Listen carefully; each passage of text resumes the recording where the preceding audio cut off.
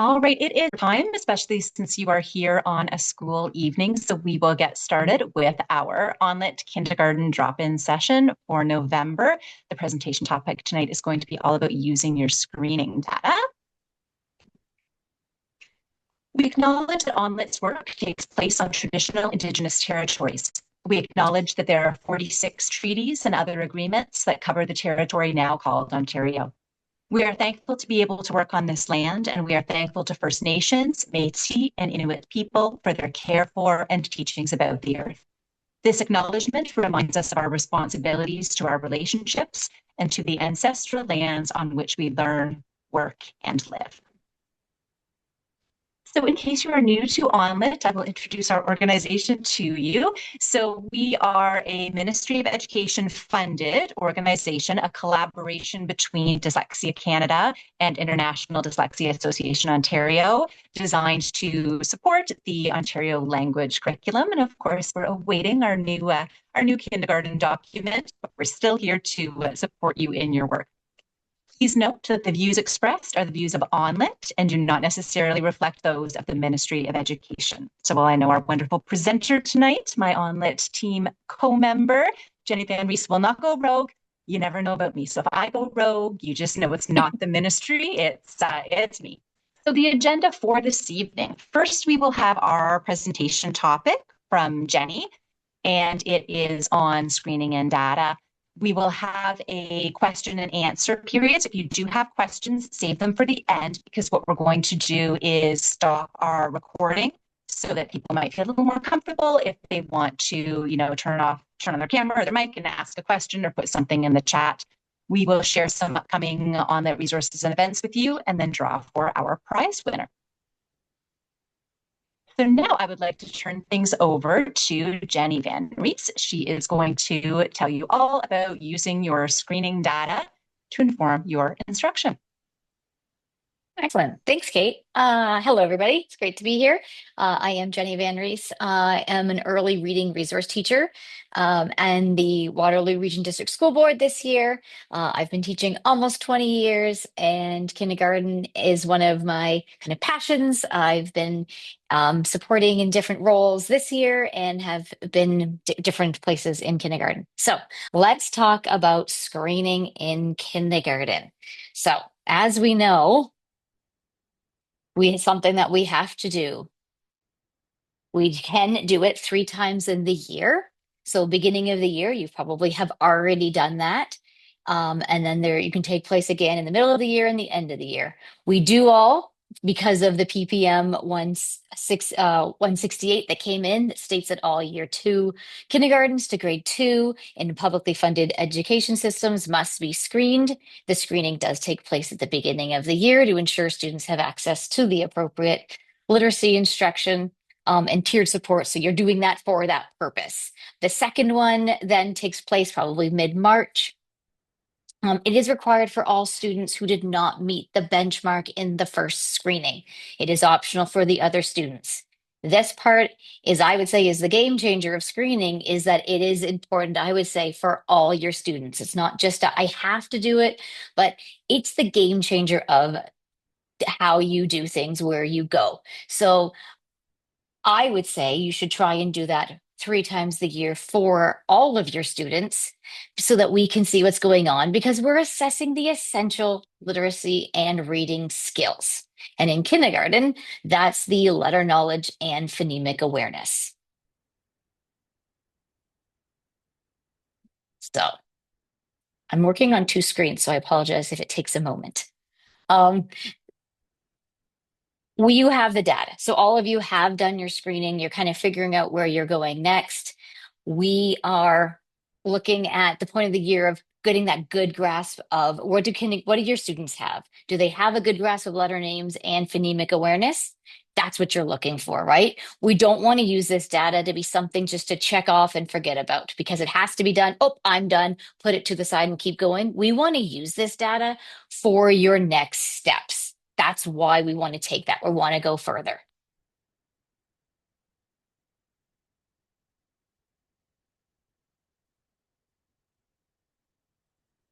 There we go. So you've got the data. Now what?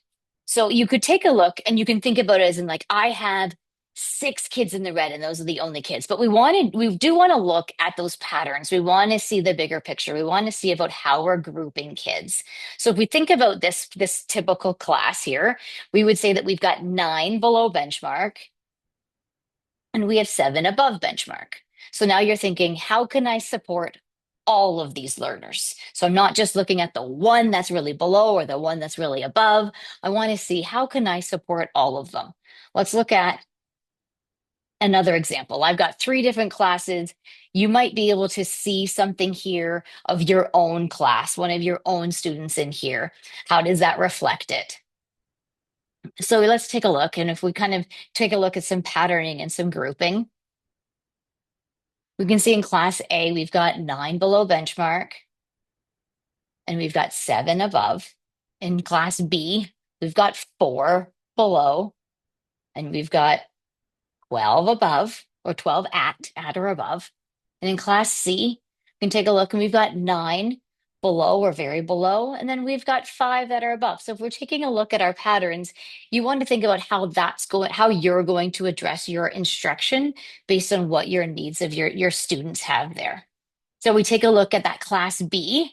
I can't ignore the 12 that are on target or above only to focus on the 4. We're having to think of that pattern of how can I support all of these kids? The benchmarks are going to continue to increase as the year goes on. So you need to make sure that you do focus on them. You don't want to just leave those ones where they are and then be like, oh yeah, they're at benchmark, we're good, because it does progress. It does get harder as the year goes on with the letter understanding, phonemic awareness. You want those students to really get a good grasp. So you don't want to just stop. You want to make sure that you're boosting all the literacy skills. But those ones that are below, you're going to need to take a little bit more and really kind of work at that. The data shows what you need, right? Some might need a little bit, some might need a lot. The goal is for all students, really. If you think of the big picture of like literacy and why we're doing this, the goal is for all students to become fluent readers. That's what we want. We want our readers to become readers. We want to give our students the best foundation in these early years, right? Thinking about as an educator, we can change the trajectory of the students by leaning into their learning needs and focusing on exactly what they need. And with the screeners, we know exactly what they need. It shows us what it is.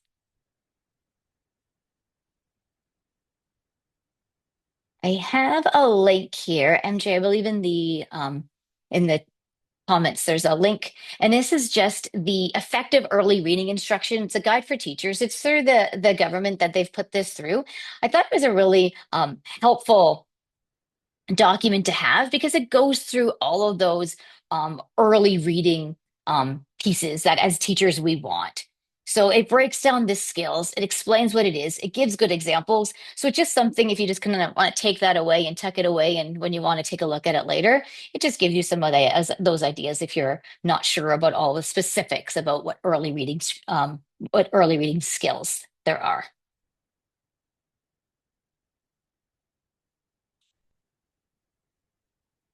So how can we inform or how can we change our instruction for the needs in our room? Right? Because now that we know what our needs are, we've done the screening, we have some kids that are at benchmark, we have the ones below.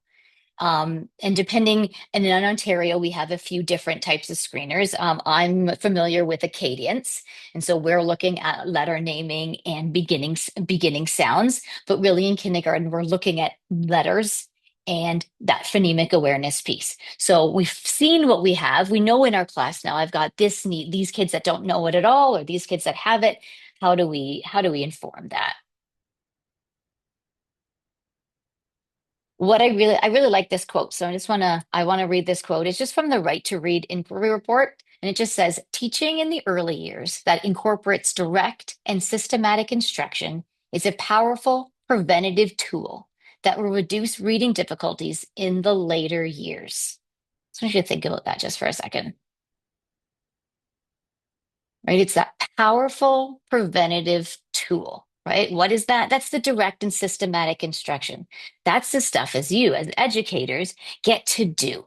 And we can help close that gap. And we think in kindergarten, the gap might be a bit smaller, but as they get older, it grows, right? We get into grade 2, we get into grade 6, we get into grade 9. That gap can continue to grow, but now we can close it.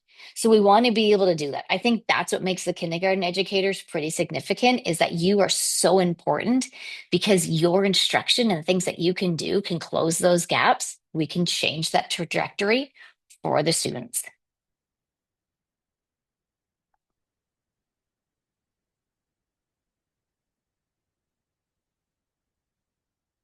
So there's three things that I would say are really important that you want to make sure that you have so that we can change that trajectory for those students. And what can we do? And one of them is to use an explicit and systematic phonics program that has a scope and sequence for all students in the class. That's going to address the letter knowledge in the phonemic awareness part. If you've got a really good explicit systematic phonics program, it's going to bring in that phonemic awareness. Get the best bang for your buck. You've got the students sitting there, use that. It's going to give you all of those pieces you need. You don't need an extra thing.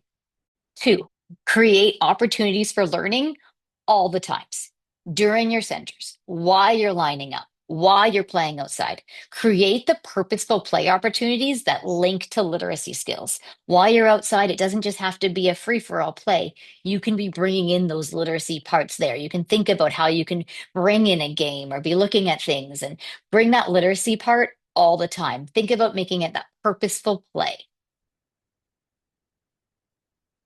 And 3, use small groups to target instruction for those students who are below benchmark.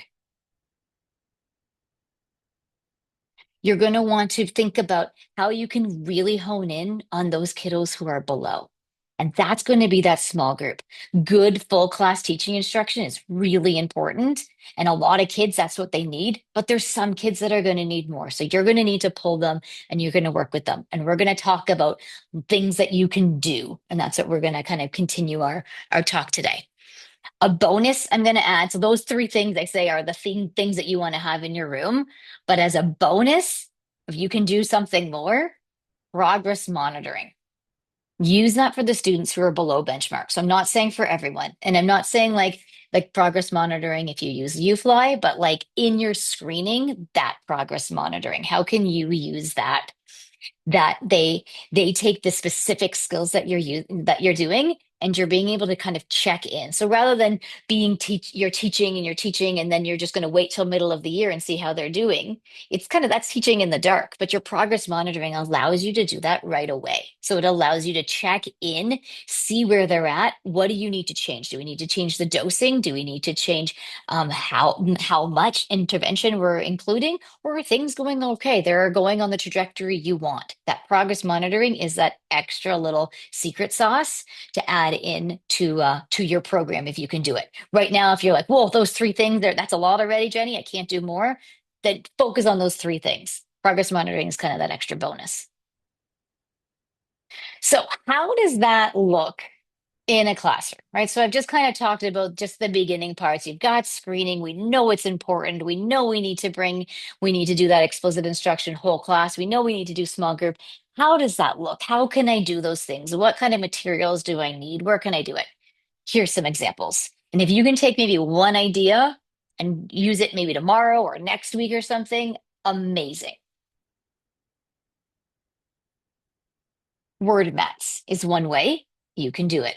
Um, I've done this 2 ways. So I've just put 2 different pictures there. I had one where I have all of the alphabet there. Another class, the scaffold, we needed to bring that scaffolding in of just bringing one letter as we went. So when we're using those word mats, you could use them as your whole class. I have in kindergarten with 29 students. It does work. But you also could do it in a small group for those that need that extra support. You can have students there finding a letter, finding the sound, blending the sounds to create words. I love doing them with word chains. So you've just made pit, it. Now I'm going to take away the P and I'm going to put in F. but at the beginning, now I've made fit. Now you could change the I to an A. Now you've made fat. So we're working on all that phonemic awareness. We're thinking about sounds. We're manipulating letters. I like the real magnetic letters because you can feel them. If that's not an option, you can print out little letters. You could just do small groups if you can just have a few. But being able to manipulate is really kind of helpful for students. And as you can see, I'm targeting so many different instruction there. I've got the letter names, I've got sounds, we've got phonemic awareness. You're putting it all kind of in one, your best bang for your buck of just word mats. Alphabet play, right? Thinking about where you can bring that in your centers. It might be doing some tracing, it might be using some fine motor, some sensory, depending on your kiddos, what they need, integrating it in your room and thinking about, I'm not just going to throw the whole alphabet out, but I'm going to think about my scope and sequence. What letters have I taught? What have we done already? Those are the ones I'm going to put out. And then as we go, I might add more. But you're thinking about what you've done and then adding it in so it's not overwhelming.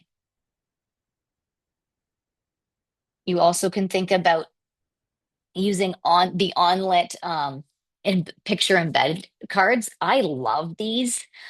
For some students, if they see the picture, that really helps them figure out the word.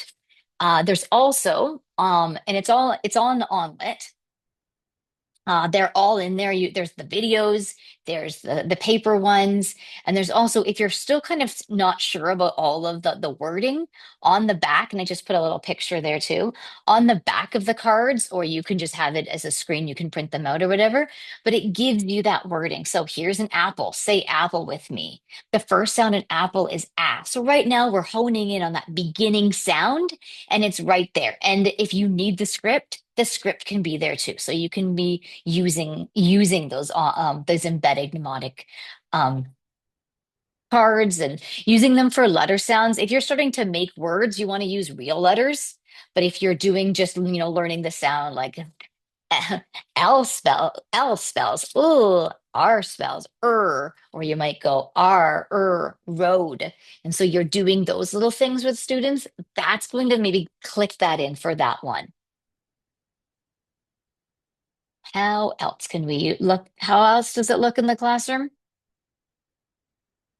Sound walls and mouth pictures.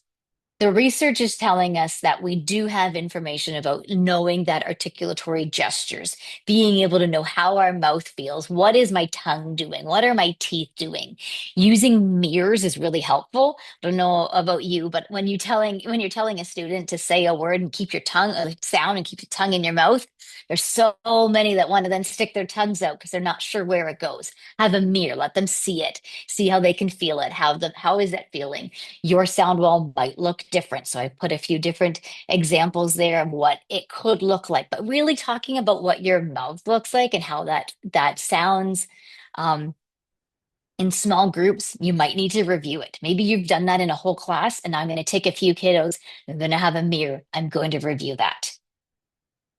Another way you can kind of take that as well is that the password out the door. Kate shared this in socials years ago, and I think it like took it just like what caught fire. Like everyone just loves it. And I think it's because it just works so well. You've got a letter at the door. You can put the mouth picture beside it. I've put a mirror beside it so kids could also look at their mouth. Is it matching? You can touch it and out you go. And I've seen ways that they've done it with words, just with the letter. Maybe it's the sound they're touching for. Maybe they're going F spells and they touch it and out they go the door. It's just a little passcode out the door or password out the door. And it's a little gimmick that I think kids buy into. It's a neat one. And that mirror is just a locker mirror from a dollar store. So super cheap. Usually around August when back to school comes, there's all those mirrors there and you're not having to spend a lot because it's like $1.25. Stevie C picture cards is something that I'm really, really liking. Real pictures or photo pictures, but thinking about starting with those continuous sounds. So, so long that beginning, so they can really hear those beginning sounds connected to what you've learned in practice. So again, not maybe taking all of the picture cards and giving them to students, but thinking about which ones have you taught and which ones can I then put out there. And you're going to think about how you can do that With your small group, maybe you can make that a center in your class if that's what you do. Thinking about how you could use those cards, you could be doing matching and sorting. You could think about the initial beginning sound. You could pair it with sound boxes. And actually, that's my next picture. With sound boxes, you can put those in there. So now you're taking your photo and then you're putting it with your sound box. So then you can have your sound box, or another word for that is Alconin boxes. And then you could do something like say it, sound it, move it. And so you're using the sound and you're putting it up. You can use your finger. You could use chips. I had little chips. A teacher, an educator recently, they put it on their tough tray and they just used like chalk markers and drew sound boxes on the tough tray. And so then that's where all the kids were. I had one very excitedly come to me today and was like, "You have to see what's out." And they just needed to show me, "It's like your game, but it's on here." They thought it was really sweet. So just that idea of using this, I honestly, if you haven't tried these sound boxes for like a beginning sound, I've had a few kiddos that were really stuck. This seemed to help. I think it took the abstract and brought it into real because they were able, when we were saying like, "Oh, fan, what's the first sound in fan?" And then we did the beginning sound. What's this? Oh, it's fan. Is the first sound in fan. So just being able to kind of bring it into into some practical ways on paper, or you like, I printed these out and laminated them, but you could just draw them as well. It's just boxes. It doesn't need to be anything super special. Decodable books. I've just used pictures here of Silasense. I do personally love Silasense. They're a Canadian company. Their quality, I found all of my students have loved them, but this is just one example of it. Um, that you want to make sure that it aligns with your scope and sequence. And while I'm adding in decodable books, why I'm saying this is because we want to think about all learners. Right now, I've talked a lot about like beginning sounds and letter names, but you're going to have learners in your class that know their letters, know their sounds, and we want to be able to have them read. So we want to be able to give them something, give them that connected text, that controlled, they still maybe need that controlled text, right? The decodable text of the letters that they know, and then have them together. The connected text, that just means sentences put together to create some sort of story or sequence. So it's not just a word or just a sentence, but sentences together. It's that connected text. It's bringing it together. You can talk about it. Also on the screen, there are some decodables. Those have great picture on them. They have just a sentence or a word. Those can really be great for the, again, decoding. It also can be great for encoding. Take a look at the picture. What can we think about? What can you write? Being able to add that. So giving those extra students, those just an extra boost for the students who do know what they're kind of they've got some of those skills. You want to keep going again, right? We don't want to stay stagnant of, "Oh no, they're at green, we're fine." We want to keep going. We want to push them to see where can they go. Decodable books is a great one. There are free decodable passages that you can find. UFly has them online. The Right to Read Project, I just Googled that today actually just to kind of see what's still there. They still have a lot of different options for decodable books that are free. So take a look. You don't have to purchase something if that's something that maybe like your school can't do. There are other ways that you can get passages.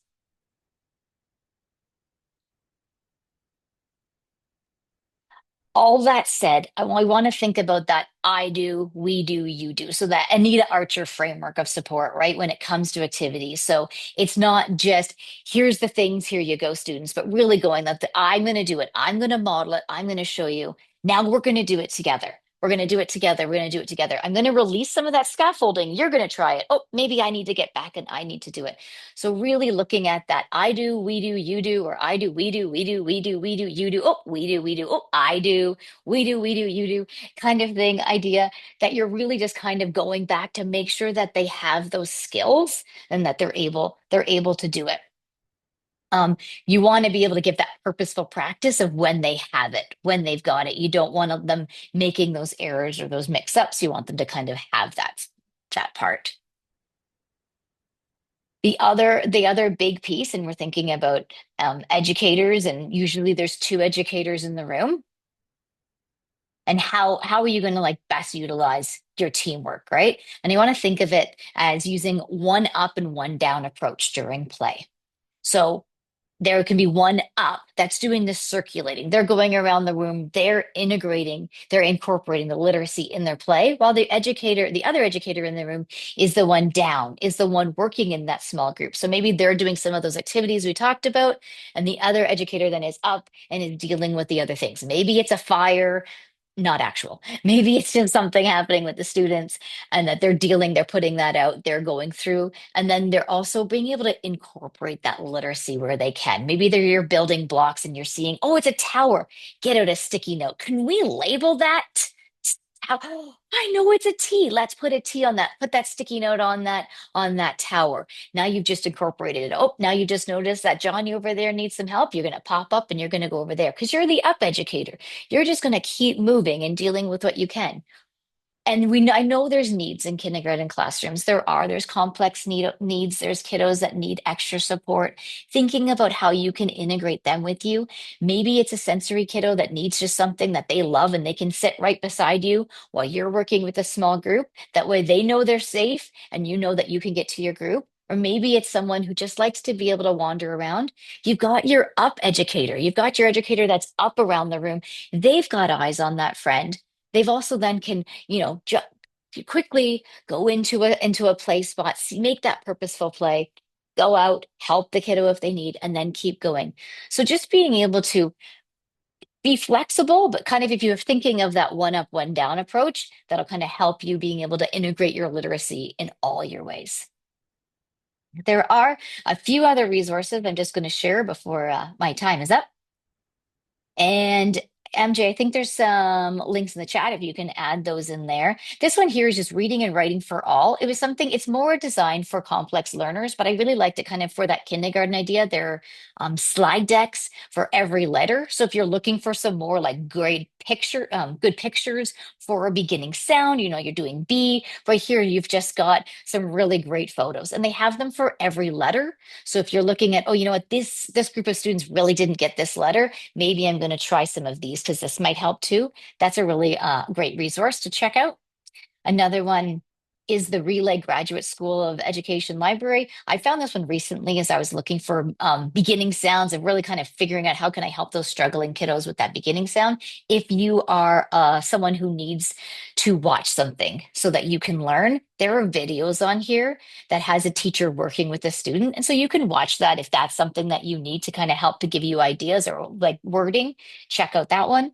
And the other one is the Florida Center for Reading Research.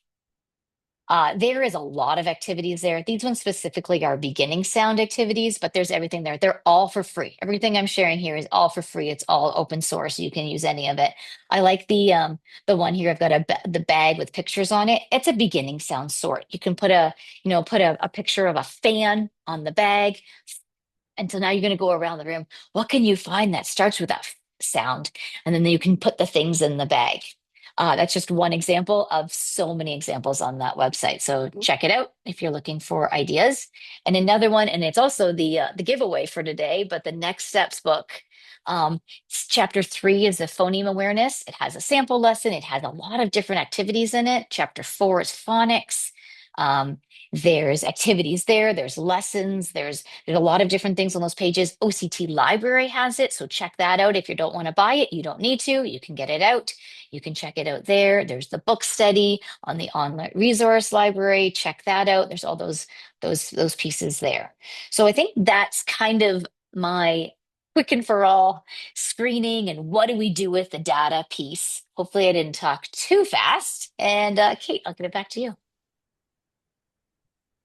You did a wonderful job. Thank you so much, Jenny. And there's some great questions in the chat that we will come back to momentarily. What we just want to touch on first with the Q&A is in each of these drop-in sessions, I'm going to start with a from the mailbag kind of question that I have been receiving from, more than one educator.